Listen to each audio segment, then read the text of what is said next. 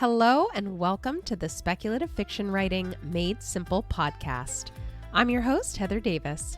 I'm a book coach, developmental editor, and fellow storyteller. And this is the show that's all about how to brainstorm, write, edit, publish, and sell a powerful speculative fiction novel. And maybe just change the world too. Today, I am joined by the brilliant, the wonderful Lisa Cron. Lisa is a story coach and the wildly popular author of Wired for Story, Story Genius, and Story or Die. Lisa has worked in publishing at W.W. Norton, as an agent at the Angela Rinaldi Literary Agency, as a producer on shows for Showtime and Court TV, and as a story consultant for Warner Brothers and the William Morris Agency. Since 2006, she's been an instructor in the UCLA Extension Writers Program and has been on the faculty of the School of Visual Arts MFA program in visual narrative in New York City. Lisa, thank you so much for taking the time to come on the podcast and talk to me about my favorite topic and definitely your favorite topic, story. Oh, it's my utter pleasure. I'm so happy to be here. Well, again, thank you. This is like a dream come true. You are one of my my writing heroes. So yay, I'm so happy to have you here. Okay, so let's go ahead and dive right in. And today I really want to talk about writing stories that have the emotional power to change minds. That's one of the things that I think this world needs, right? Stories that are out there changing people. And but before we kind of jump into that, I would love to talk a little bit about your history and how you got into the idea of you have so many unique perspectives on stories. So you've worn a lot of hats. You're a story consultant. You were a literary agent. You've done all the things. So what made you finally say, wait, everything we know about story is wrong, and story and brain science are linked? When was the moment? What made that happen? Actually, it came from when I was working for William Morris and Warner Brothers and a number of other studios, and I was reading primarily books to film. So I was reading scripts, but primarily I was reading manuscripts. And interestingly, a lot of them were already agented by, especially for William Morris, they were agented by a literary agent. And if that literary agent was thinking, hey, there'd be movie rights, then they came to the man that I read for at William Morris, a man named Bill Contardi, to see if it had potential for a movie. Mm-hmm. And I read thousands of manuscripts.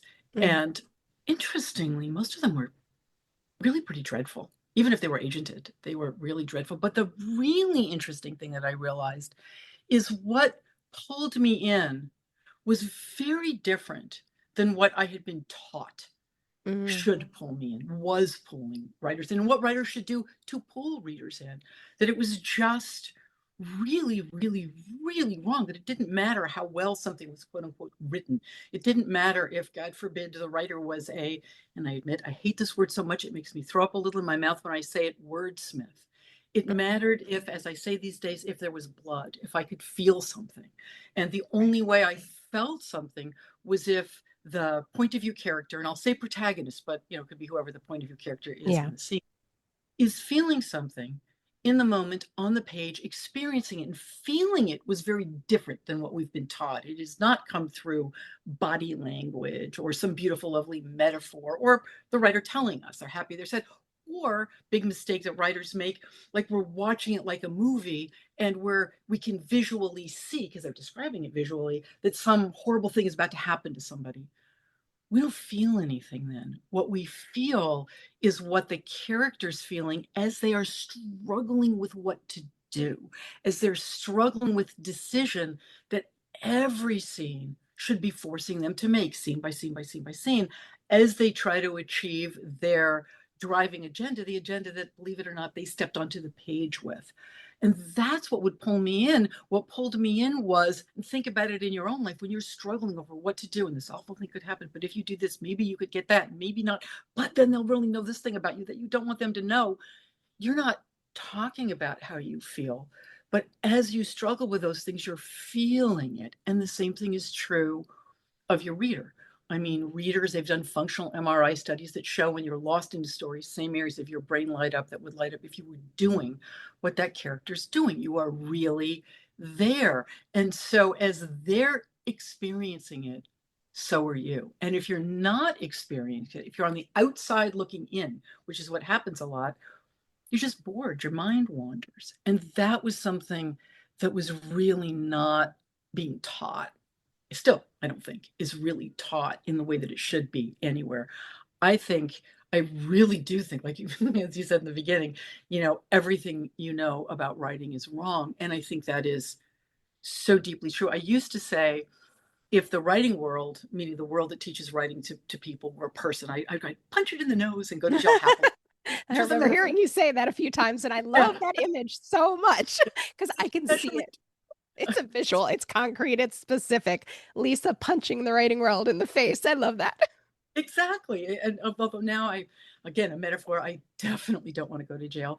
But then I realized that wasn't strong enough. So I changed it to I punch it in the face, like with that kind of emphasis.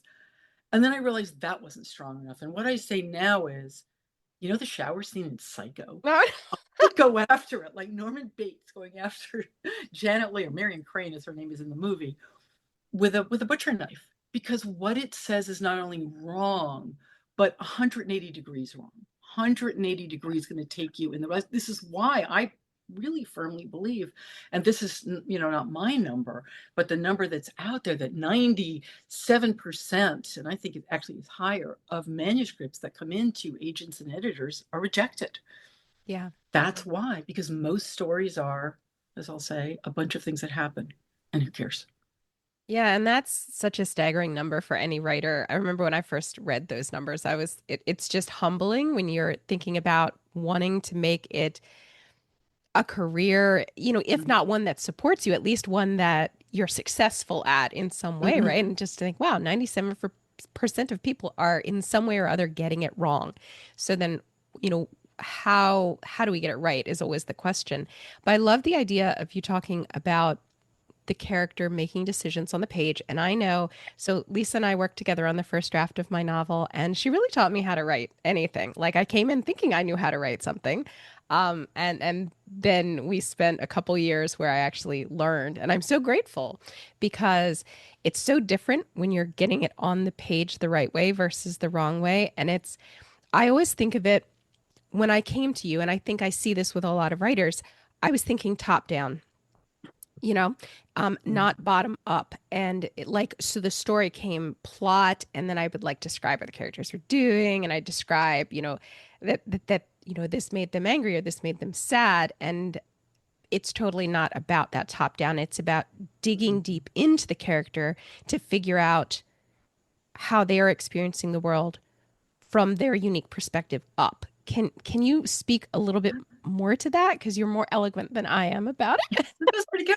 No, I mean, I think that's absolutely true. And I do say that all the time. Stories are bottom up, not top down. And bottom up really means you have created that character specifically before you write word one Mhm. of the novel. But this is real writing. I mean, I was just talking to someone who was saying exactly that. Like, I'm so excited I'm writing now. And she's like, I'm nowhere near page one, but this is just, I feel free. I am really writing and I'm getting it because this is real writing.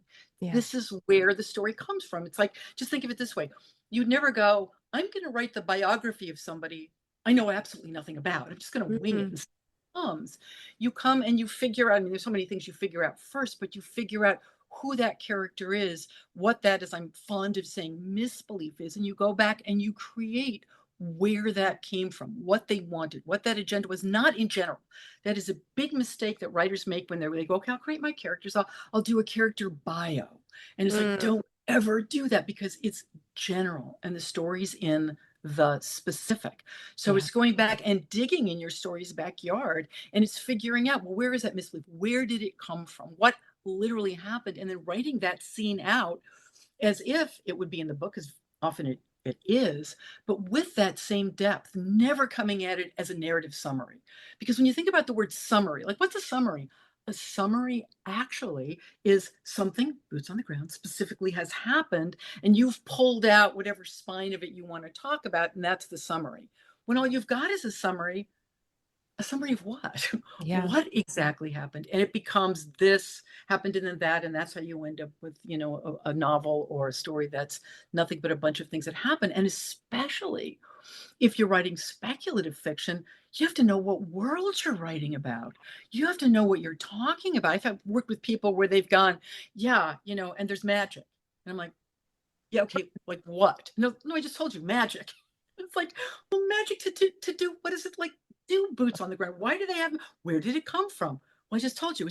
It's like you have to concretize it. I think of it these days almost as if you want to kind of look at the world out there and how it's falling apart as systems, right? Like, what is that world? What is because often there is, especially in speculative, there's a lot of intrigue, right? Yeah. So here's the government. Here's what are they doing that's going to manifest and affect what's happening? What is their agenda? What is the agenda of the rebels? If there are rebels there, what's the agenda of so that you understand how all of that works and how it's all woven together. There is a lot of work to do before you get to page one.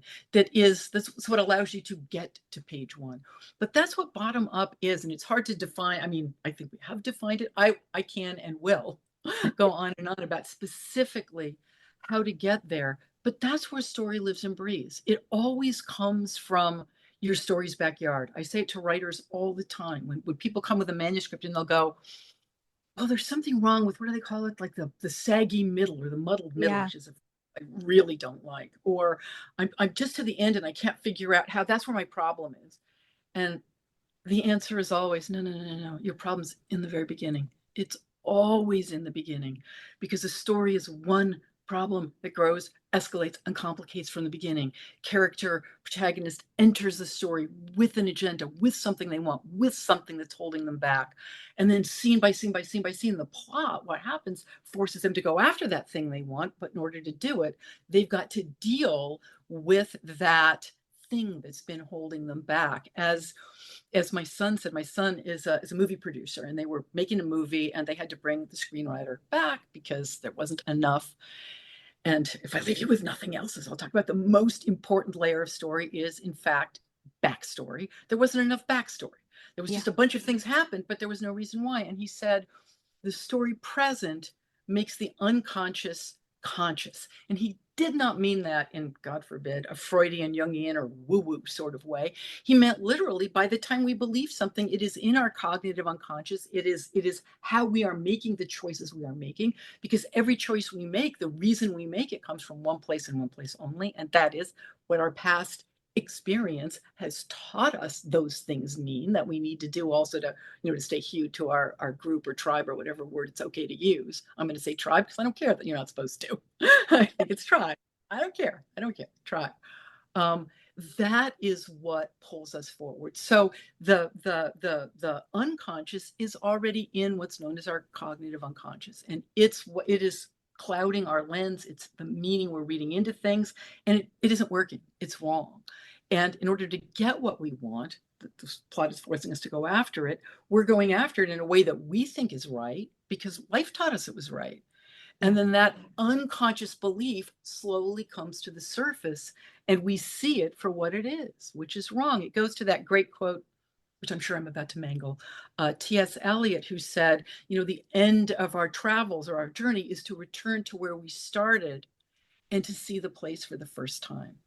That's what stories are. In a nutshell, story is about how you deal with a problem that can't be avoided, and something in your belief system has to shift in order to solve it or see it as something very different than you thought it was in the beginning. Usually, both of those things are true.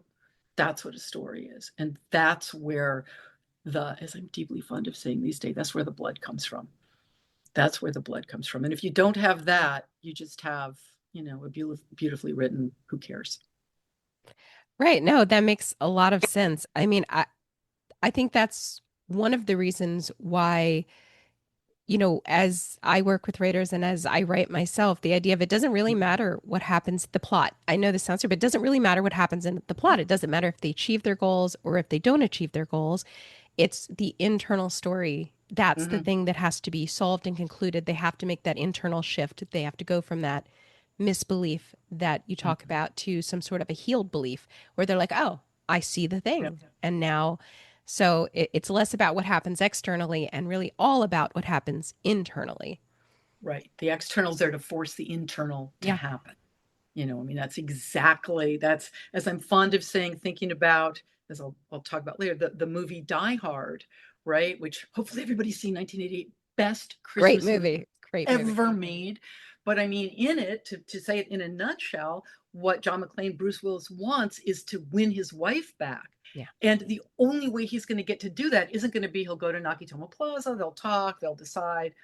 They would fight, he'd go back, that would be it. You need the plot, a la Hans Gruber, a moment of silence for Alan Rickman. Do you know Mm. that was I just read this, that was one of his first roles. He was like, Really? when he really got into acting. Yeah, that was, I think, like the third or fourth role, the first big one he ever had. Yeah, it's kind I of did not shocking. know that. I didn't either. I didn't either. Yeah, I mean, I'm so sorry he's gone. But I mean, if there had not been Hans Gruber and his band of pseudo terrorists to force Bruce Willis to go through something, to have that realization of why he lost his wife and what he needed to do to get her back and how he needed to see her as a, full human being, not just as, subservient to him. And he does do that. And he does have that aha moment. And then he does, get her back. And sadly, in my opinion, she takes his name again, but we don't have to go into that. He kills me, but whatever. Mm. She should have stayed Holly Gennaro, in my personal opinion. I agree. I agree. So a little bit ago, you said something about, which I love. I've read and memorized your book. So I love that you're like, backstory is the story. So many writers are terrified of backstory, utterly terrified. And that's because they've been warned over and over again that backstory is like this demon that's kind of creeping in on them, and that there's this dreaded info dump. And I think it's, can you speak to that? 100%. Are you kidding me? I mean, I know you can speak to That's that. my favorite topic.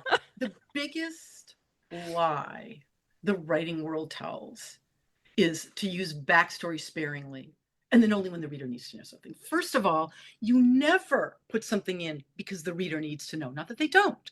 You Mhm. put it in because, and this is how backstory comes in, you put it in because the character, point of view character, is struggling with trying to figure out what to do in the moment, and they turn to the past in order to predict what's going to happen. Backstory is where all story logic comes from. It's where our logic comes from. Right. I mean, our characters are whether they're like literally us and we're kind of hiding that fact, or we can just say human, the Yeah. way humans make sense of things, the way we're wired, is the brain is a prediction machine. The goal of your brain is to record past memories in order to predict the future. The meaning we read into everything comes from that one place and one place only, and it's what our past told us, what we learned it was from the past, from past experience. That is how we make sense of things. We make the mistake of thinking that there's meaning sort of a priori in something, that it has intrinsic meaning. Nothing has intrinsic meaning. Nothing has quote unquote objective meaning. It's all subjective, and it all comes from what your past has taught you that those things mean. And when I first started giving these talks about 15 years ago, this was more surprising. But if we look at the world right now and how completely polarized we are, and you can look at the same fact, if we even have facts anymore, and people are reading mutually exclusive meanings into it, why? Because of what their past experience taught them, and because they need to stay and belong to the group that they're in, and to question it means to risk to being ostracized from the group that you're in. So it's very hard to let go of something that you actually believe. But that's where that's where all story logic comes from. It comes from, and this is what, just to pause for 1 second, where it comes from is what the genuine narrative through line is. Writers make a huge mistake. They think the narrative through line is the plot. It is not. The narrative through line is the evolving internal subjective logic that your protagonist is using to make sense of what's going on, because they're trying desperately to achieve the agenda they stepped onto the page with. And the question is, how can this help them do that? How can they, I hate saying this because it is the cornerstone of capitalism, but how can they get the most by giving the least? How Right. can they keep from being vulnerable? That's what they're doing always. And that's what we're feeling. That is how you make a character likable. That is a huge mistake that writers make, is they think that to make a character likable, they would never swear. anywhere. That's the hardest thing for me. I swear all the time. I don't trust people who don't swear. Like, honestly, I'm not going to swear now, though, but I really want to. I mean, they'd never swear. They'd never do anything that would make anybody feel uncomfortable in polite Yeah. society. Right. And let's face it, do we like those people? They're usually full of toxic positivity, too. Oh, Like, yeah, they are. oh, we don't like them. We either think that is the shallowest person I've ever met, or we think, what do they have tied up in the basement? Because Yeah. clearly they are hiding something. Nobody is like that. What makes a character likable, and I've heard people say this, and it's too, there is no general, there is no abstract, there is no conceptual at all. It's too conceptual. They will go, to be likable, you have to be relatable. What the hell? Hell's not the word I want to use, but I am refraining myself. Does that mean? It's that they need to be vulnerable. That is what we come for. Characters' vulnerability, the difference between what they say out loud and what they're really thinking, what they're afraid people are going to see. You can make the most, on the surface, unlikable character deeply endearing, and we're right there by us knowing their vulnerability inside and what it is, and this is the key thing, costing them to do what they're doing. If there's Yes. no cost, which is where the blood is, then we don't care. It's like, so what? Who cares? So what? Doesn't matter. I say that all the time. I never mean it in a snide or snarky way, but to writers, it's like, so what? Like, who cares? What difference does it make? Yeah. If it doesn't make a difference, you don't need it. So, and last thing sort of about backstory is it is laced onto every page. I was working with a writer. I said, I want to see what you're talking about, because the other thing I think, Heather, we know that writers are sometimes told is, don't tell us what your character's thinking. That's for the reader to figure out. Mm-hmm. Biggest lie, along with the other one. I mean, it's all together. We Yeah. come for that. We come for what they're thinking. Let me put it this way. They go, no, we'll watch what they're doing and we'll know what they're thinking. Well, if that was true, then in your life, you could look at everybody around you and see what they're doing and know what they're thinking. Can Oh you? boy, wouldn't that be nice? Or terrifying, probably terrifying. True. But no, of course not. We come for what they're thinking. Yeah. That is what story is what they're thinking. Anyway, she said, so I want to see that. She said, I want to see what you're talking about, the internality and what they're thinking. She had just started to read Sharp Objects by Gillian Flynn, who wrote Gone Girl first book. And she came back later and said, oh my God, I'm halfway through the book and I've highlighted 60. That's 60% of it. And I said it recently to another writer who's actually writing something speculative. And he said, yeah, I want to see that too. So he went back and he reread the first Harry Potter, Harry Potter and the Sorcerer's Stone. And he came back, he was a real fast reader, came back 2 weeks later and said, yeah, no, you're right. It's like 50 to 60% of it was backstory. It's backstory. It's staggering. It is. It is the fundamental layer of story. As Faulkner said, the past isn't dead. It isn't even past. And it comes onto the page as your character is trying to figure out what to do in the difficult situation that they're in. They don't want to give it all away. So what do they do? What is the meaning? And as they're doing that, they're feeling it, and so are we. And that's how emotion comes onto the page. But backstory, a story, because if you don't know the backstory, then you don't know, not only don't you know what someone will do, you don't know the key reason why we come. You don't know why. Right. And that's what readers come for. They don't come for what people would do, because we see people doing stuff all the time. We get what they do. People do dumb stuff all the time. What do we want to know always? Why did you do that? What made you do that? We come for why. We don't come for what. And why is internal always. Always, always, always. It's so true. There was I don't know if you've read it. You might have the song, A Ballad of Songbirds and Snakes by Suzanne Collins. Okay. Well, she wrote it. It's one of the later ones in the Hunger Games series, but it's from the perspective, it's going back in time like 50 years, and it's from the perspective of Coriolanus Snow, the bad guy. Yeah, I love the whole Hunger Games. It's so brilliant because we hate this guy.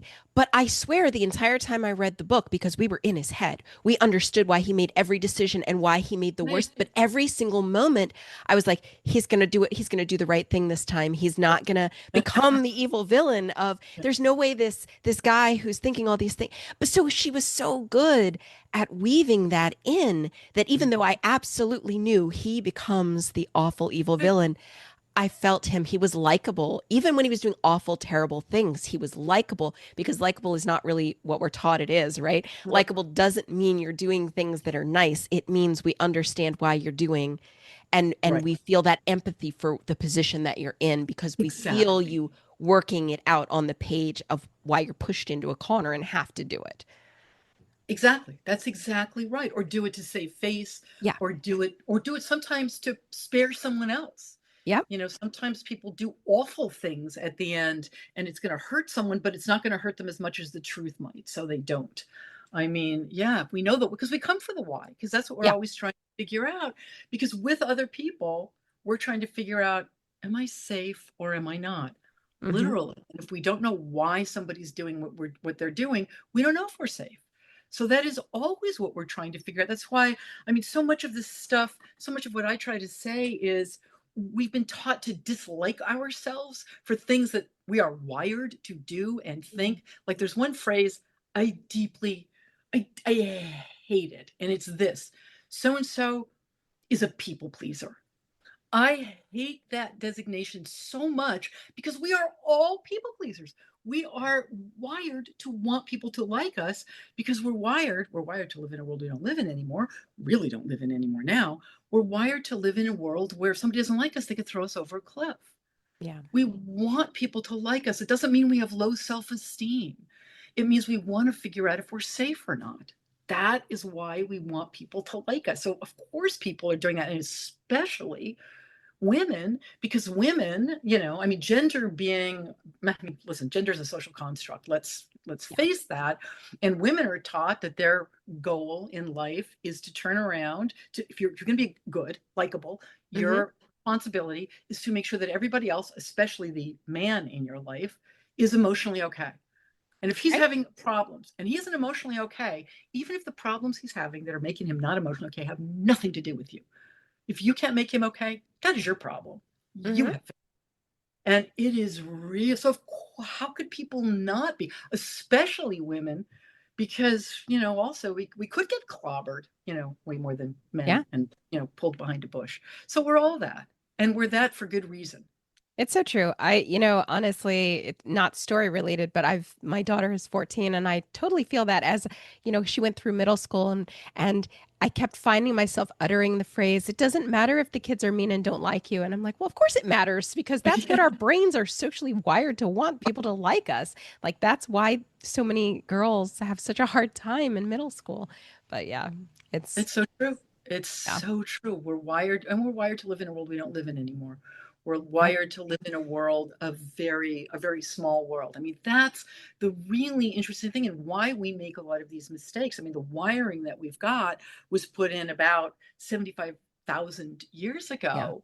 And it was really, I mean, the reason for it was because we needed to learn to work together. We were hardwired to want to live in groups. We all need other people because that is what allowed us to take over, since physically, let's face it, every other animal is more deadly and has more Yeah. going for it than we do. We don't have that. It's our ability to work together and to find open-ended solutions to things that allowed us to take over the world. But when you think about that world that we evolved in, it was a world where groups were, what's Dunbar's number? Hmm. 150, right? No more than 150 people. And the world didn't change. It's like if you were born, 75,000 years ago or 50,000 years ago, it's all going to be the same. So nothing changed. And if you saw somebody do something, here's something that we do not have in this world anymore. Our actions and the consequences of our actions were tied together, right? Yeah. If you did something, you saw it. Now we don't see it at all. It's Right. completely disconnected, especially with anonymous stuff on the internet, so that it made sense that, and this goes to where misbeliefs come from and how they get so deeply inculcated, and the way that we see the world is that way, is that once we believe something, especially when we're young, it gets encoded in our brain as permanent, as that's the way the world is. Yeah. So when we first evolved, that was true. That stayed true. The world didn't change. We were with the same people, and we could look at them, and if they did this, we knew not to trust them. I mean, everything was much simpler. We're still wired that way. We still take it in. That's why people have misbeliefs. That's why, when you're growing up in a culture, you don't think, well, this is how my family does it, or this is how my state does it, or this is how my religion does it. You think this is how the world does it. This is what's right. Yeah. And people don't believe the same things are just really, really screwed up. What are you going to do? It's Yeah. just the way. And that just isn't true. And that's why we have so many problems. And that's the heart and soul of story, is somebody has got that misbelief that whatever it is that was inculcated when they were very young, that now has guided them through their lives. And they're not, that's why I don't like using the word, I would never use the writing phrase. I used it in Wire for Story, and I wish I could take it out, fatal flaw, because it sounds Mm. like it's so finger waggy, like, oh, you did something wrong, like, you should know better. And it's Yeah. not true. Misbeliefs are something that we believe in wholeheartedly because at one point it really saved us. It really made sense. It just turns out not to be true in a larger scale.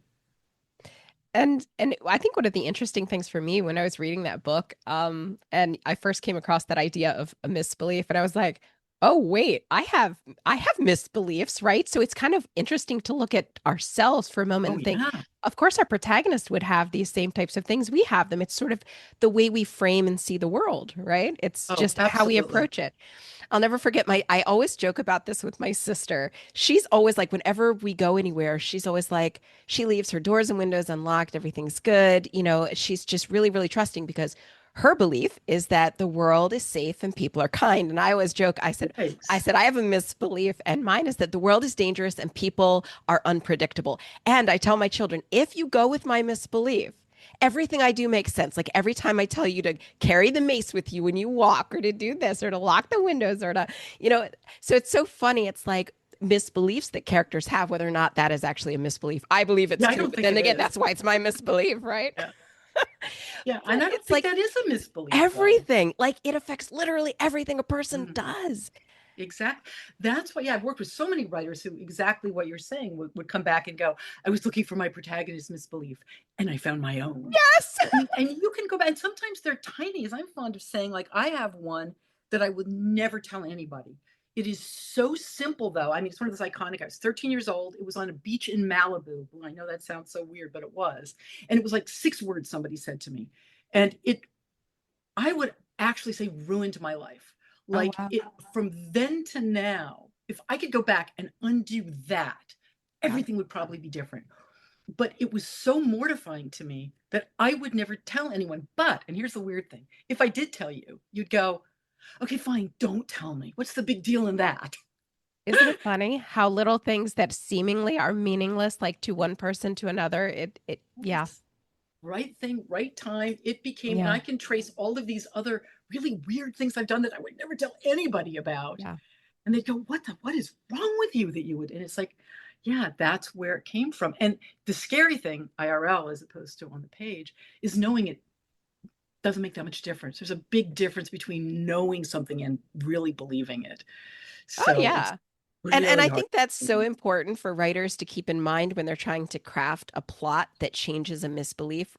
Remembering that even if we can identify our own misbeliefs, like that doesn't mean we have changed them. It's like you have to have a plot that is so, so good that can actually undo whatever the damage is of this misbelief. It's not just Yep. about, oh, I Yeah. suddenly, in the frontal lobe understand how I was oh so wrong. It's not like that at all. No, no, no. And it's also, you want to be careful with plot, not to plot something all the way out and have a plot that's going to do it. The two go together, back and forth. You got to Yeah. know where you're going. Have to know what that ending is going to be, or else how can you aim for it?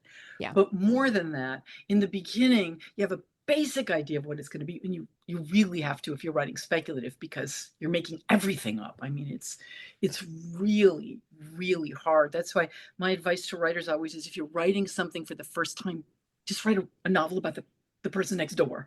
Like, don't do, because I think this will be an awful thing to say, but I think that some of the reason, because I work with so many people who are writing speculative and they've never written anything before, is Yeah. because it feels like it's going to be more exciting. It's like, oh, bigger things are going to happen if it's and it's like, it's bigger than something else. I can do that. It's like, no, it's much harder. It's so much harder. It's so much harder. It's really hard. You have to have all of those levels there, and you have to fight the desire to start making every, again, a system, as I was talking about, is making the parts of it that are irrelevant. And you have to figure it out first as you're figuring your protagonist out, because they grew up in it. Yeah. They grew up in service of it. It's all has to be there. It all has to be there first. A whole other way of coming at it. It's hard. It's really hard. And the other thing, two other things I'll say about speculative, just to sort of think about, is one is I was working with someone, a guy who wanted to write, and I know that they call, if you have three, it's a trilogy. I don't know what they called it if it's seven. He wanted to write seven, There's a lot of like books. 7 volumes. And he had all of these different characters, all this stuff. And I said, it's just too, who has anything? We're gonna use school. No one's gonna remember any of it. What does it have to do? And he said, you know what, you're making me think. And I realized when I think back to the other series I've read, yeah, there are planets and all different levels and systems, but there are about 7 people I'm following all the way through.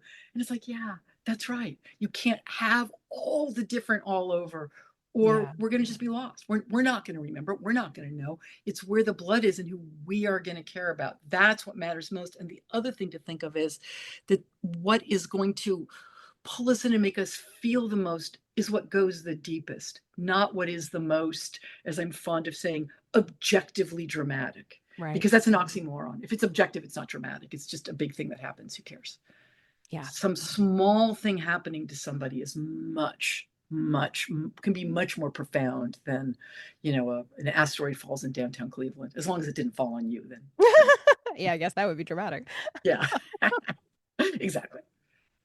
Okay, I'm going to pause for 1 second and shut my window because they're, of course, mowing the grass. I'll be right back. Ah, of course.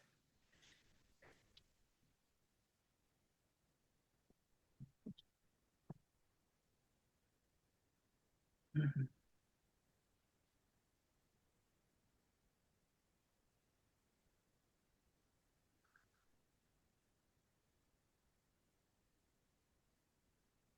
It's been quiet all afternoon.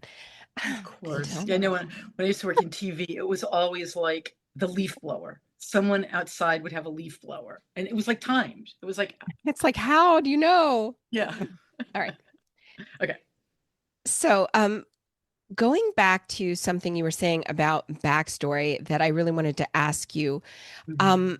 what if you're writing a book where there's something you don't, because you mentioned Gillian Flynn earlier, and that opened the Pandora's box of Mhm. questions I've always wanted to ask you. So I remember when I was reading Gone Girl, Mhm. and and I can't remember the guy's name, but he was the guy main character. Nick, I And think it was Nick, Nick. yes, I Yeah. hated Nick. I mean, wonderfully written, but I actually Yeah. deeply hated Nick. But we were in Nick's head for half Right. of the book, and he knew that he didn't kill his wife, but Right. never once did Gillian Flynn have him think about the fact that he knew he didn't kill his wife, right? So there was this, like, we were in his head, they were accusing him of murder, and he was thinking about stuff, lots of backstory, but never once did he think, I didn't do this. I was doing this. Someone's framing me. Where is she? It was always this distraction. So when writers want to hide something that I think the protagonist should be thinking about, like one of the things that made me angry was like, Right. why isn't Nick thinking he didn't kill her? Yeah, that is I would have to go back and because I loved that book up until it got to like the last, I don't know, quarter of it. And then Right. I felt like she was, it's like if you were playing blackjack and you had two queens and you said hit me. It's like, why would you do that? I mean, an ace is the only thing that would get you anyway. But yeah, that is a really good question because I happen to particularly hate when people do that. And I don't think I noticed that. I mean, because I can remember the first pages of it where he's thinking, what were you thinking, Amy? What's going Yeah. on What in were your you thinking? Right. what are you thinking? And it was so taken for granted that he didn't kill her that it didn't feel as if, like, I never noticed that. And that, so I would have to go back and reread it because I really liked that book. I thought it Yeah. was fabulous. And I would have to say that with that one, for me anyway, probably, because, I mean, I read it when it came out, so it was a while Yeah. ago, that because I knew he didn't do it, and it was clear he didn't do it from the get-go, from when he's out and then they call him, and he wouldn't have been that good an actor. I didn't think he needed to think about it. I will flip it for you and tell you the book that I detested. And I just read another book, I can't remember what it was, I liked it much less, that did the same thing, which was the book I'm going to talk about is Harlan Coben's Tell No One. And Mm. then this is the opposite of what you're saying. See, I could more go, okay, he didn't think that because he didn't, and we knew he didn't, and he didn't need to defend himself in his head because he knows he did. So in Harlan, in this book, Tell No One, and it's interesting because writers often talk about timelines. The plot of Tell No One is the main character. I don't remember any of their names. It's this guy, and I can't remember if he's like in government, he's a spy or whatever, and he's watching like a streaming video. Something's happening in the moment, like he's watching a. And all of a sudden, his wife walks by, and he's like, "Oh my God, my wife was killed 8 years ago. How could she be like? It can't be my wife. She was killed 8 years ago."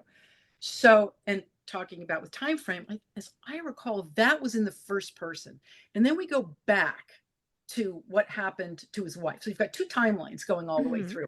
Him right now going, oh my God, that's my wife. I've got to find out what really happened. And we're watching sort of what he thought happened, back in the third person. Anyway, so it goes all the way through, and all of it wraps around some guy who had been killed, and his wife was blamed for it. Again, in with all the subterfuge, not she wasn't taken away to jail or anything like that.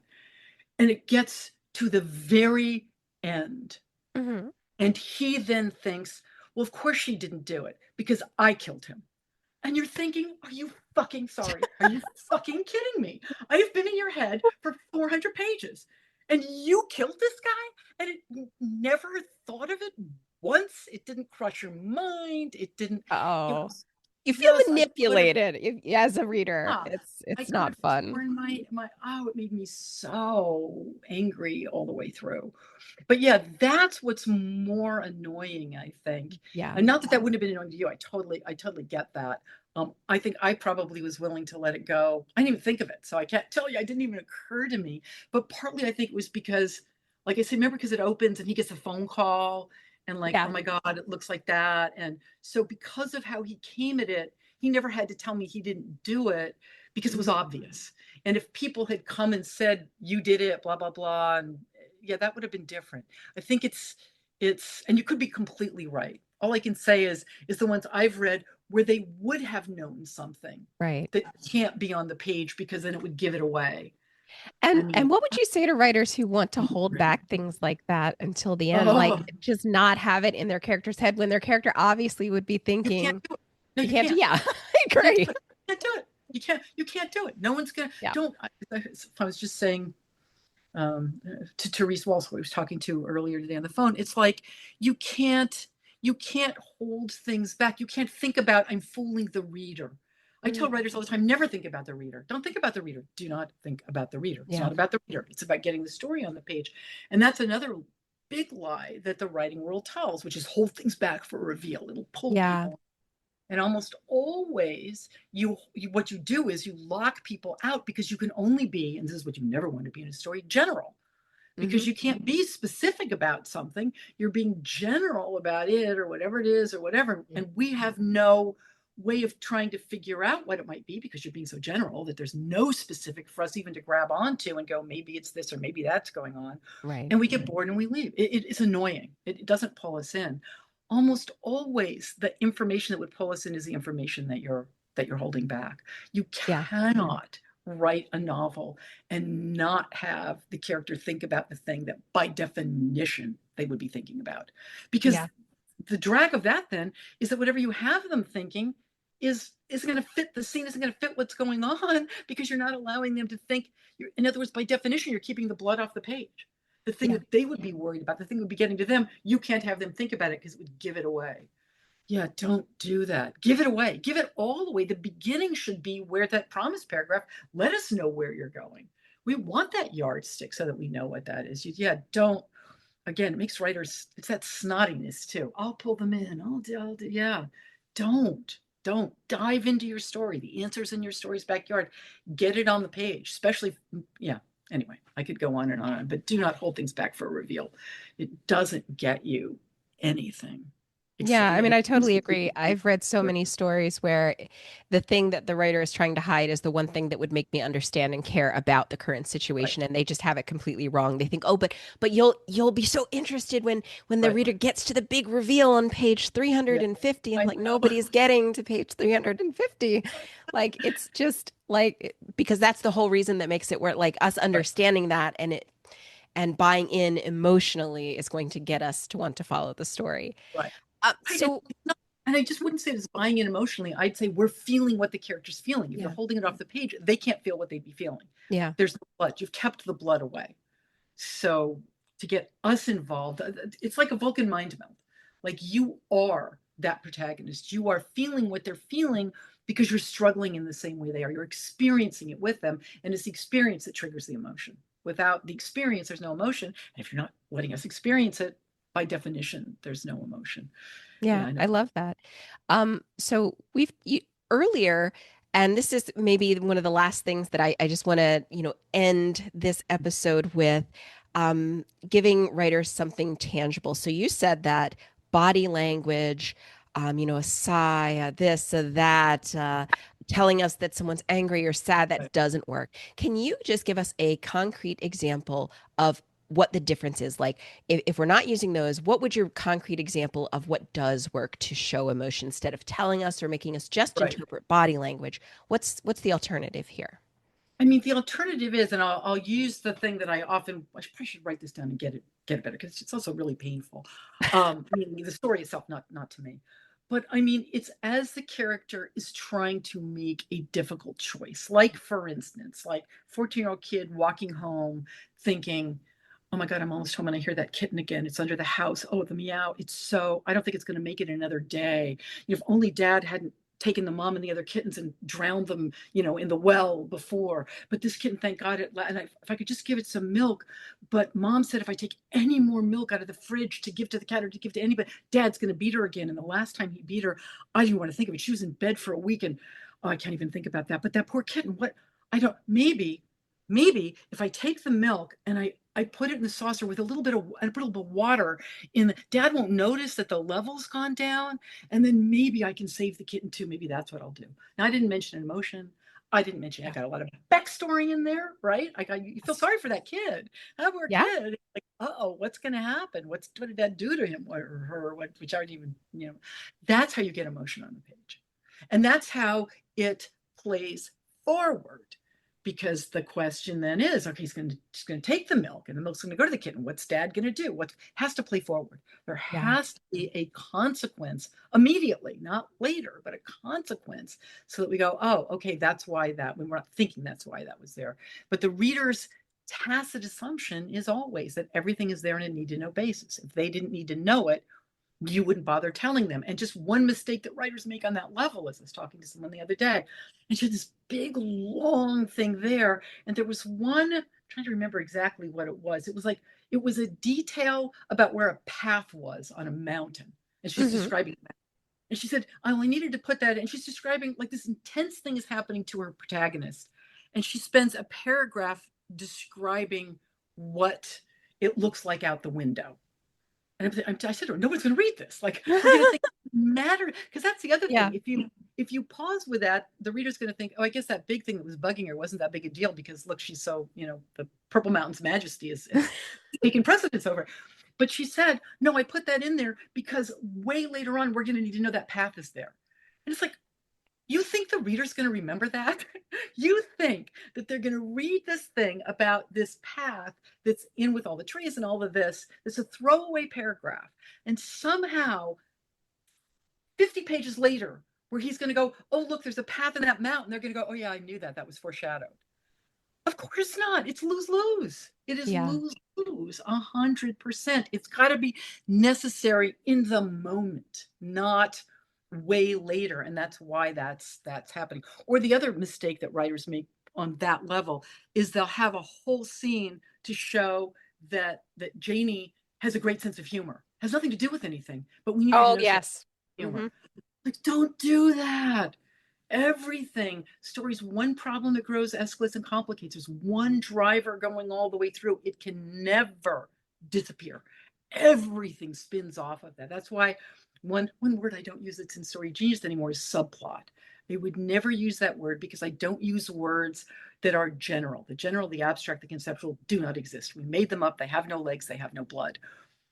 The word I would use instead is storyline because almost all quote unquote subplots are carried out by a character, by a person. So it's somebody's storyline. See how concrete that is? Now you go, oh, what is that? But all of the storylines spin off of that main the main driver, the main thing that the main problem that we're hoping is going to be solved, the main agenda that your protagonist has that can never, ever disappear. It goes through everything. If all of a sudden they're having a great time and they're not worried about this big thing that was going to happen, we think, I guess it wasn't that big a deal. Like for instance, if in the Lord of the Rings trilogy, suddenly Frodo decided he wanted to learn the cello because he'd always wanted to, so he takes 6 months off and has Gladriel teach him the cello. It's like we'd go, I guess that ring thing, like I guess that wasn't such a big deal anymore. Yeah. The wonder was for dinner, and you'd never pick the book up again. Has to stay front and center. I've heard writers say that so much where there are little like vignettes that come off of their writing. They're like, "Oh, I just wanted to show what their home life is like." And I'm like, "Well, yeah, but I think it's so hard for writers to stay on track if that makes sense and make sure that everything is looping back to that main storyline." It, But I think that's because they come at it, again, I blame the writing world. They come at it yeah. wrong. They come at it as one thing going forward and one thing, and they're looking at this as opposed to you have created all of the layers. There are layers. Every character you have to do this work for. You have to Yeah. know the layers. You have to know where your characters are, especially if you're writing speculative, when they're not on the page. Yeah. What's going on? Everything is affecting that. They're not off in some green room scrolling through their phone, waiting to get called onto the page. They are doing things that are probably affecting what's happening to your protagonist at that moment. Yeah. Everything has to spin off of that. And if you don't have a handle on that stuff, yeah, each scene is like, I don't know where I'm going. That's how you get the quote unquote saggy middle or whatever, because there is no there because you Mhm. don't have because you haven't done this work. This is the most important work you'll do, which is figuring it out first. And then you do keep doing it. It's iterative. Whenever you come It to a is. thing where you don't know what's going to happen next, the answer's back here in your story's backyard. It's Yeah. not you. We started this with you talking about, top down, bottom up. The Yeah. mistake that writers make is they'll go, I'll reach over to some horrible, now this is another obstacle I can throw into their path. I can make happen. I'll Yep. make their mom die. I'll make the dog die. I'll make, because that's going to get, it's like, has nothing to do with what you're writing. Why would you do that? Answers always in your story's backyard. Always, always, always, always, always. Yeah, and I think this is one of the challenges that writers will sometimes face when they want to, and I know a lot of writers who try and write things out of order. Like they're like, "Oh, I really like the scene near the end. I'm going to write that now." And I always want to bang my head into a wall because I'm like, "You can't possibly know what came right before that Yeah. that they'll be thinking, feeling that's you just don't know yet. You can't write that." Yeah, they do all the time. I know, Yeah. but that's that BS that they're taught. Like screw it, like put it on index cards and move them around. It's like, well, if you could move them around, you don't have a story. You have a bunch of things Yeah. that happen. It just It, doesn't it's work that so way. true because everything, as you put in your book and say often, everything is one problem that escalates and complicates, and it just you can't switch things Mm, around. mm-mm. So if you had to wrap things up, if you had one piece of writing advice for all writers, what would your one biggest thing be that they should do right now before they write anything else? God, that's a good question. I'm pausing to think. Hmm. I mean, it's layered like everything else is. Yeah. I mean, I would really be sure that you have the right, that you are really aware of the point that you want to make with what you're writing. That I you love that. really know what change do you want to see in the world? Why are you doing this? Why does it matter to you Hmm. so much? And then I would go back and really answer all these questions. Whatever you do, don't write forward until you can go back and you really know that answer. You know who your protagonist is. And a lot of this work that I'm guessing most people do not do, but you have to figure that out first. You can't wing it. I mean, I know when you go, like, I'm about to do it again. I haven't been to a writing conference since the pandemic, but you go and you sign up and you get your badge and they'll ask you, are you a pantser or are you a plotter? And I'm like, a pox on both your houses. Pantsing does not work. Don't pants, don't do it. It doesn't work. It is idiotic. The people who tell you to do it are 150% wrong. Sure, some people have a natural sense of story. Even they don't get it right. Like, I love Stephen King, but I have tried to read Insomnia so many times and it puts me to sleep every time. I love Ralph and his like green tennis shoes, but nothing's happening. I don't care. He's going another walk. I'm bored. I mean, and plotting is the same thing because then it's about the plot. And it's not about the plot. You've got a bunch of things that happen, and then your protagonist is like, Pavlov's got to go in and it's got to ring all the bells. It's got to Yeah. make everything happen, because if they get to chapter, whatever, and now this character would never do the thing that they have to do to make it go forward in chapter, 12, but they do it anyway, because then the whole plot would collapse in on itself if they don't. And now you've wasted all your time. And that whole notion of, I love Aunt Lamont and the whole, bird by bird, they're all great birds. But the thing that's so wrong is, she goes, your first draft, she calls it this, a child's draft. She says, because you can romp all over. No one's going to read it anyway. One of the biggest lies out there. That is, do not do that. Like, don't do that, because someone is going to see it. And that's you. And you're going to go back and nothing is going to make sense, because it just can't at this stage.